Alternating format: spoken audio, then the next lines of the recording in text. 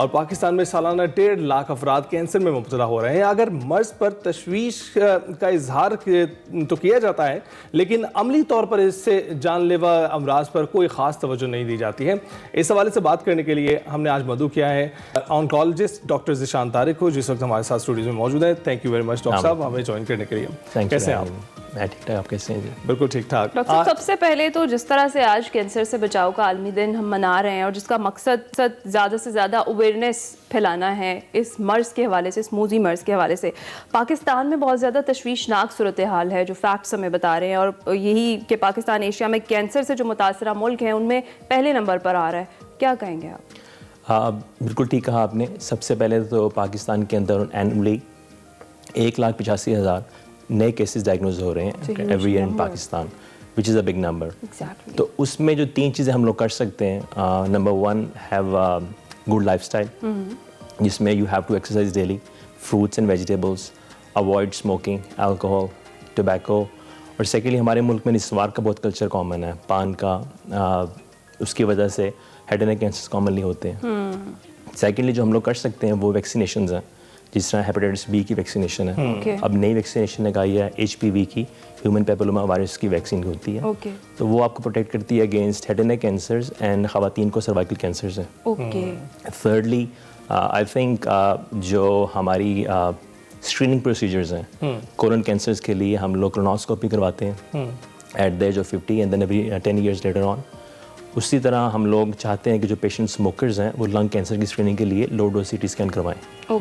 خواتین میموگرام کروائیں اور خواتین ہی سروائکل کینسر کے لیے پیپ سمیئر کروائیں. انفارچونیٹلی ہمارے ہاں کوئی بھی موسٹلی خواتین، ایون ڈاکٹرز حضرات کا مجھے پتہ ہے، they don't get any of these things done. اس کی وجہ سے کینسر کی ڈائگنوسس جو ہے بہت لیٹ اسٹیج پہ ہے. امریکہ میں I work for 14 years. I hardly have seen patient presenting with stage 4 breast cancer. اچھا. یہاں پہ انفارچونیٹلی ارلی ڈیٹیکٹ ہو جاتا ہے وہاں ہوتا ہے because everybody has to have mammogram. تو every year every other year they are getting it done. یہاں پرابلم یہ ہے کہ پیشنٹس کے پاس ایک تو ریسورسز کی کمی ہے، سیکنڈلی اویئرنیس کی، تھرڈلی ایون جو لوگ افورڈ بھی کرتے ہیں، پڑھے لکھے بھی ہیں، ان میں بھی ٹرینڈ نہیں ہے. Nobody is like taking care of themselves. تو اپنے لیے کسی کے پاس ٹائم ہی نہیں ہے. Every body is so busy. So you talked about life style. کیا لائف اسٹائل میں تبدیلی ہو؟ صرف ٹبیکو اور اس سے نہیں، لیکن بہت سارے لوگ جو ہیں پیکج فوڈ کھاتے ہیں، کیمیکلز اس میں ملے ہوتے ہیں. بہت سارے لوگوں کو تشویش بھی رہتی ہے کہ جو وہ کچھ کھا رہے ہیں بہت سارے متس بھی ہیں اس سب چیزوں سے ریلیٹڈ. تو اس کے حوالے سے بھی بتائیں. اس کے بارے میں یہ کہوں گا میں کہ جو چیزیں اسٹیبلشڈ ہیں وہ پروسیس فوڈ تو ابھی تک اسٹیبلشڈ نہیں ہیں کہ دے آر رسک فیکٹرز.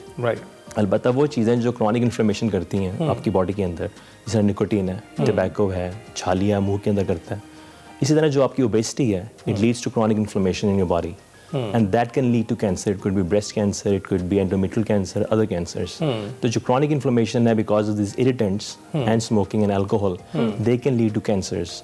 تو ابھی تک جو پروسیسڈ فوڈز ہیں یا باقی چیزیں ابھی تک we can say it's a myth. We have not proven that yet. اور ڈاکٹر صاحب پاکستان میں آپ نے کون سے جو ٹائپس ہیں کینسر کی بہت زیادہ کامن ہے، اور جس طرح سے آپ نے بتایا کہ آپ نے US میں بھی کام کیا ہے اور وہاں پر کچھ چیزیں ڈفرینٹ ہیں، یہاں پر ایک پیشنٹ کے علاج کے لیے کون کون سے چیلنجز ہیں یا کون کون سی مشکلات کا سامنا کرنا پڑتا ہے بینگ اے ڈاکٹر آپ کو بھی اور ایک پیشنٹ کو بھی؟ کامن کینسرز میں خواتین میں بریسٹ کینسر اور عموماً ہیڈ اینڈ نیک کینسر اور مرد حضرات میں لنگ کینسر. یہ 3 کامن کینسرز ہیں. جہاں تک چیلنجز ہیں ان میں نمبر 1 ڈائگنوسس ہے. Unfortunately since patient are not getting screened and then they don't even go to doctors.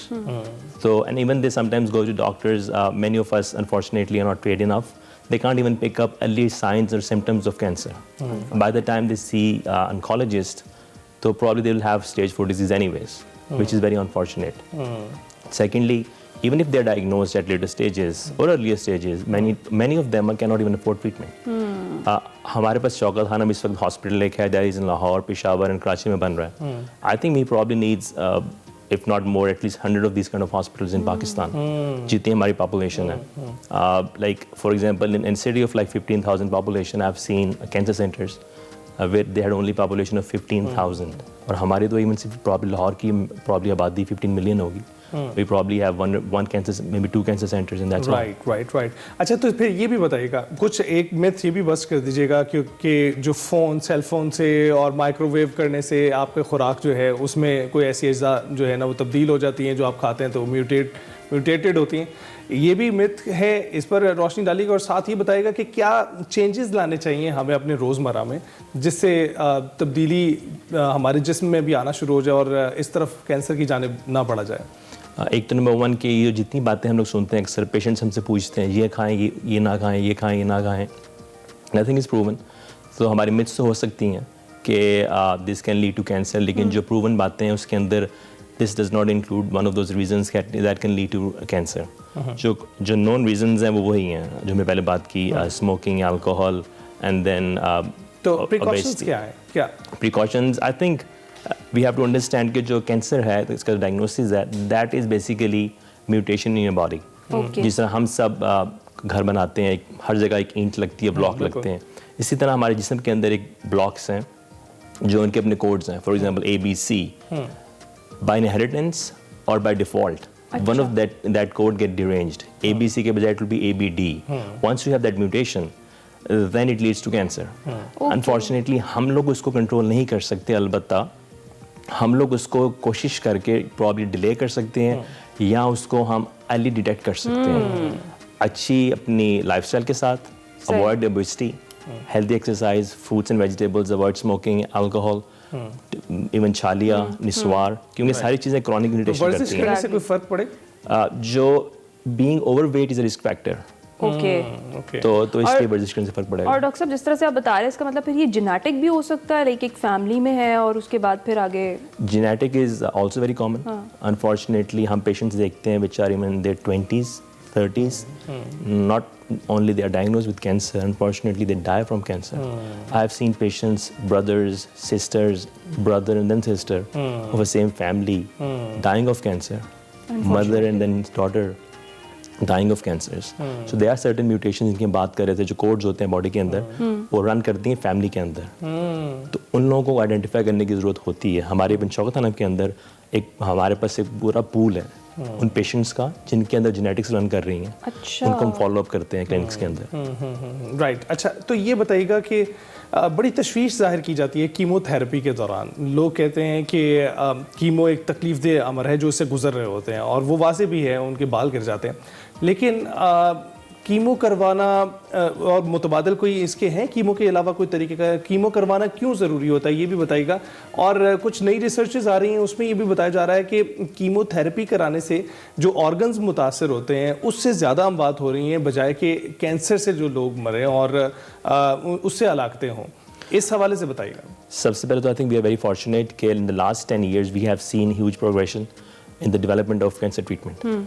तो बहुत सारी नई चीज़ें आ रही हैं. अनफॉर्चुनेटली पाकिस्तान में असल इशू है अफोर्डेबिलिटी का, और हम लोग हमारे पेशेंट्स ट्रीटमेंट अफोर्ड नहीं कर सकते जो अल्टरनेटिव है कीमोथेरेपी का.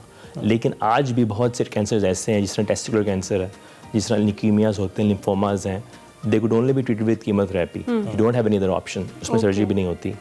लेकिन जहाँ पे आपके पास ऑप्शंस हैं हम लोग अपने पेशेंट्स को वो भी ऑफर नहीं कर सकते बिकॉज ऑफ अफोर्डेबिलिटी. वो अच्छे ऑप्शंस हैं जहाँ पेशेंट्स के बाल नहीं झड़ते, जहाँ पेशेंट्स की इस तरह नॉज़िया वॉमिटिंग नहीं होता, बहुत कम साइड इफ़ेक्ट्स हैं. लेकिन जो हम लोग कीमो देते हैं obviously they have higher risk of toxicity. और अनफॉर्चुनेटली हमारे यहाँ हाइजीन के इश्यूज़ हैं, पेशेंट्स आर malnourished, उसकी वजह से रिस्क ऑफ इन्फेक्शन बढ़ जाता है. Risk of mortality for example with chemotherapy in western world is 1%, but in Pakistan is close to 10% because of high risk of infection. तो हम लोगों को डिफरेंशिएट करना पड़ेगा. It's not the chemotherapy itself that is that toxic. ये हमारा ऐसा environment ऐसा है, हमारी इन्फेक्शन रेट इतनी ज़्यादा है कि पेशेंट ज़्यादा सफ़र करते हैं कीमो की वजह